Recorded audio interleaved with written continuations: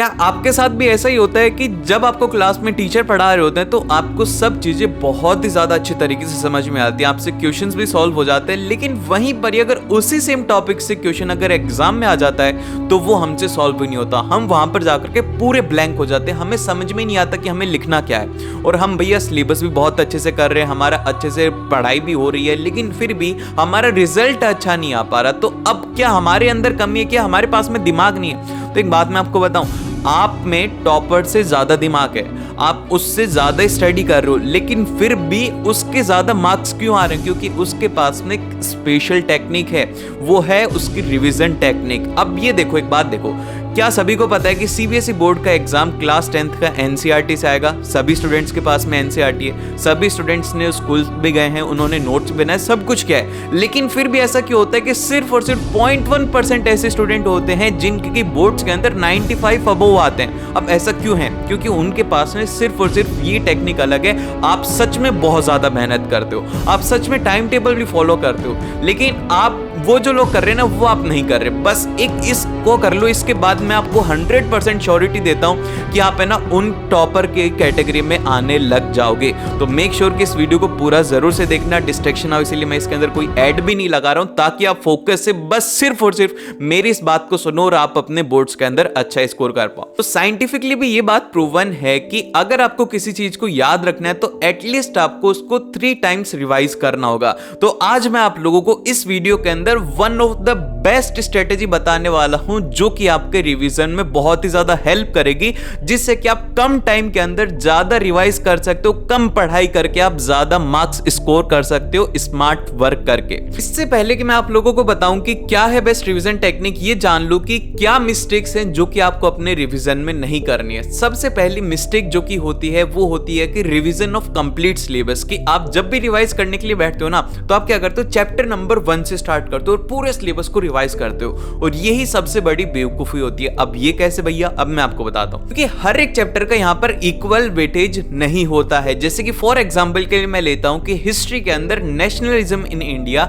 एक मात्र ऐसा चैप्टर है जिससे कि 12 मार्क्स के क्वेश्चन आते हैं, जो कि हिस्ट्री का करीब करीब 50% पोर्शन होता है। तो अब आपको उस चैप्टर के ऊपर ज्यादा फोकस करना चाहिए। सोच करके देखो कि क्या भाई हमें इंपॉर्टेंट चीजों के ऊपर फोकस करना चाहिए या फिर बाकी चीजों के ऊपर। तो बात तो ये है कि हमें इंपॉर्टेंट चीजों के ऊपर फोकस करना चाहिए। तो आप लोगों को यही करना है कि इंपॉर्टेंट चीजों के ऊपर फोकस करना है। और ऐसा नहीं होता कि हमारे सारे जो चैप्टर हैं वो एक जैसे हों, कि सारे चैप्टर हमारे आधे पड़े हुए, ऐसा नहीं होता। कुछ चैप्टर होते हैं जो कि हमारे बहुत ही ज्यादा स्ट्रांग होते हैं, कुछ चैप्टर होते हैं जो कि वीक होते हैं। तो आपको एक प्रॉपर स्ट्रेटेजी बनानी पड़ेगी रिवीजन की, जिसके अंदर कि आपको कैटेगराइज करना होगा कि भाई मुझे कौन सा चैप्टर को इंपॉर्टेंस देनी है, कौन से चैप्टर को पहले पढ़ना है, कौन से चैप्टर को मुझे बाद में पढ़ना है। तो इस तरीके से अगर आप रिवीजन करते हो तो ये अच्छी बात है।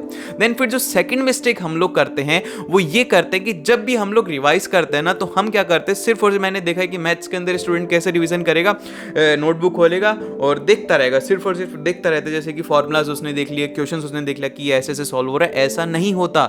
जब भी आप रिवीजन करते हो तो आप लोगों को रिवीजन में क्वेश्चंस करने होते हैं, स्पेशली मैथ्स के अंदर, फिजिक्स के अंदर आपको क्वेश्चंस करने होंगे, क्योंकि एग्जाम में उनसे थ्योरी नहीं आएगी, उनमें आएंगे क्वेश्चंस। तो आप लोग सिर्फ और सिर्फ अगर फॉर्मूलाज ही देखोगे या फिर थ्योरी ही देखोगे, उससे आपको कोई भी बेनिफिट नहीं होगा। आपको अगर अच्छा स्कोर करना होगा तो आपको क्वेश्चंस को ज्यादातर सॉल्व करना है। तो अब हम बात करते हैं कि क्या है बेस्ट स्ट्रेटेजी रिवीजन की, जिससे कि हम लोग जो भी पढ़े वो हमारे दिमाग के अंदर छप जाए और हम उसे कभी भी ना भूलें। तो सबसे पहला क्वेश्चन आता है कि भैया हमें रिवीजन कितनी बार करना चाहिए? तो आपको एटलीस्ट कम से कम है ना 3 बार रिवीजन करना चाहिए। और एक बात ध्यान रखना कि जो 3 बार जब आप रिवीजन करोगे, ये एक जैसा रिवीजन नहीं होगा, क्योंकि कुछ ऐसे चैप्टर होंगे जो कि बहुत ही ज्यादा क्या होते हैं, डीपली रटने वाले होते हैं, जिसके अंदर कि आपको सिर्फ और सिर्फ रटना होता है। जैसे कि अब हमारा बायोलॉजी का चैप्टर है लाइफ प्रोसेस।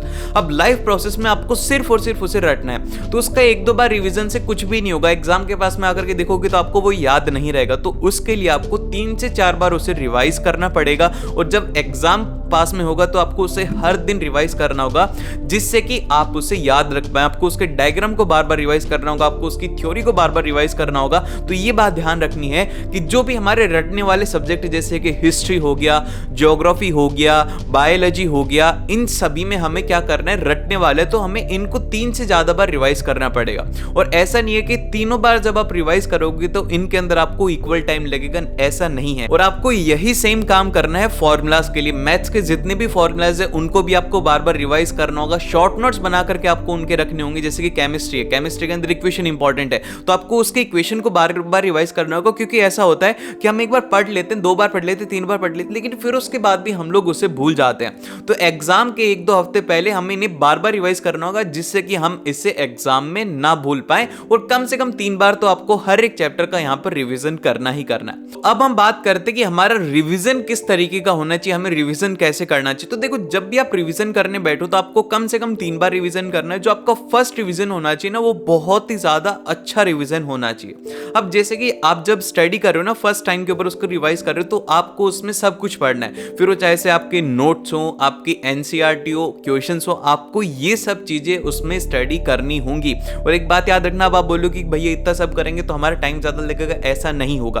क्योंकि आप ऑलरेडी उसे एक बार पढ़ चुके हो, तो उसमें आपको बहुत ही ज्यादा कम टाइम लगेगा और आप ना उसे ना बहुत ही ज्यादा अच्छे से समझ पाओगे। क्योंकि जब भी हम स्टडी करते हैं तो हम उसमें अंडरलाइन कर देते हैं, हमें आ जाता है कि भाई ये टॉपिक इंपॉर्टेंट है, ये क्वेश्चन इंपॉर्टेंट बताया था। तो ये क्या होता है, जब हम उसे रिवाइज करते हैं और फर्स्ट टाइम रिवाइज जब करोगे तो वो एकदम से डीप होना चाहिए, क्योंकि उस टाइम से हमें बहुत सारी चीजें याद हो जाएंगी। और उसी के साथ में एक छोटा सा काम और कर लेना, जो कि आपको आगे की रिवीजन में बहुत ही ज्यादा हेल्प करेगा। एक पेपर साथ में रख लेना, जिसके अंदर कि आपको ना जैसे कि लगे कि मैं ये चीज भूल सकता हूँ, उसको वहां पर लिख लेना। और यही शॉर्ट नोट्स होते हैं, शॉर्ट नोट्स के अंदर कुछ भी अलग नहीं होता।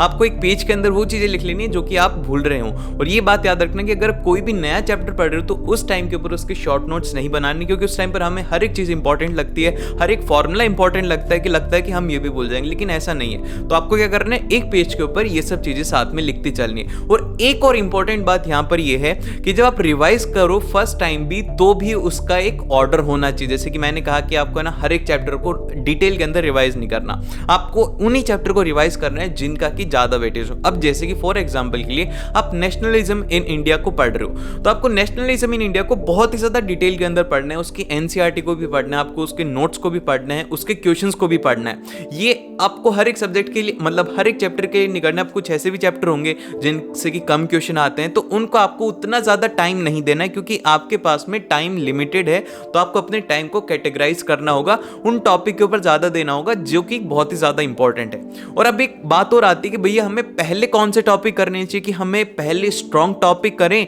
या फिर हम लोग वीक टॉपिक करें। तो मैं आप लोगों को बताता हूं कि आपको स्टार्टिंग के अंदर ना कॉन्फिडेंस चाहिए होता है। हमारा नेचर क्या होता है कि हमें ना कोई भी चीज करे तो हमें उसका रिजल्ट दिखना चाहिए। तो आपको स्टार्टिंग हमेशा करनी चाहिए स्ट्रॉन्ग टॉपिक से अपने, जिससे कि कॉन्फिडेंस बूस्ट हो जाए कि हाँ भाई मैं कर सकता हूं। तो इसीलिए जब भी कोई भी चीज स्टार्ट करो तो अपने स्ट्रॉन्ग पॉइंट को आगे रख करके उसकी स्टार्टिंग कीजिए। और वीक टॉपिक के अंदर थोड़ा आपको टाइम लगेगा, लेकिन आपको उसको भी अच्छे से रिवाइज करना है। एंड फिर इसके बाद में जो नेक्स्ट पॉइंट आता है कि भैया हमें रिवीजन में टाइम कितना देना है। तो ये बात ध्यान रखो कि आपको रिवीजन के लिए एटलीस्ट 3 से 4 घंटे देने हैं फर्स्ट टाइम जब भी आप उस चैप्टर को रिवाइज करो। उसमें आप लोगों को क्या करना है, अपने नोट्स को भी रिवाइज करना है, आपको एनसीईआरटी को भी देखना है, और आपको इस टाइम पर क्वेश्चंस भी सॉल्व करने होंगे। और ऐसे फर्जी क्वेश्चन सॉल्व मत करना कि फॉर्मूला लगाए आंसर आ गया, नहीं, आपको वही क्वेश्चन सॉल्व करने जो कि आपसे फर्स्ट टाइम के ऊपर आपको लगा था कि ये थोड़ा टफ क्वेश्चन है। उन क्वेश्चन को आपको यहाँ पर अपनी प्रैक्टिस में करना है, जिससे कि आपको उसकी प्रैक्टिस हो जाएगी और आपको यहाँ पर पूरा चैप्टर एक बार कंप्लीट हो जाएगा। देन फिर इसके बाद में जब आप इसका सेकंड रिवीजन करो तो उस केस के अंदर आप क्या कर सकते हो, उस केस के अंदर आप अपने शॉर्ट नोट्स को रिवाइज कर सकते हो, जो कि हमने फर्स्ट टाइम के ऊपर बनाया था ना कि ये चीजें मैं भूल सकता हूं, तो वो आप रिवाइज कर लो। फिर उसके बाद में उसके क्वेश्चंस लगाओ, और क्वेश्चंस में इस बार आप क्या करना, PYQs लगाना, जिससे कि आपको एक्सपीरियंस हो जाएगा कि भाई इस चैप्टर के अंदर ये टॉपिक इंपॉर्टेंट है। तो इस तरीके से आपको रिवीजन करना हो। जब आप थर्ड टाइम रिवीजन करोगे तो आपको पता ही लग जाएगा कि क्या चीजें इसके अंदर इंपॉर्टेंट है, क्या चीजें इसमें इंपॉर्टेंट नहीं है। इसी के साथ में इस वीडियो को यहीं पे खत्म करते हैं। All the very best. आप बहुत अच्छे तरीके से स्टडी करके एक अच्छा स्कोर कर सकते हो। मैं आपको जानता हूं कि आप मेहनत कर रहे हो, तो बस इसी तरीके से आपको मेहनत करते जाना है। और अगर आपने यहां तक वीडियो को देखा है तो द एंड एक बार जरूर से लिखेगा। मिलते हैं आप लोगों से नेक्स्ट वीडियो के अंदर।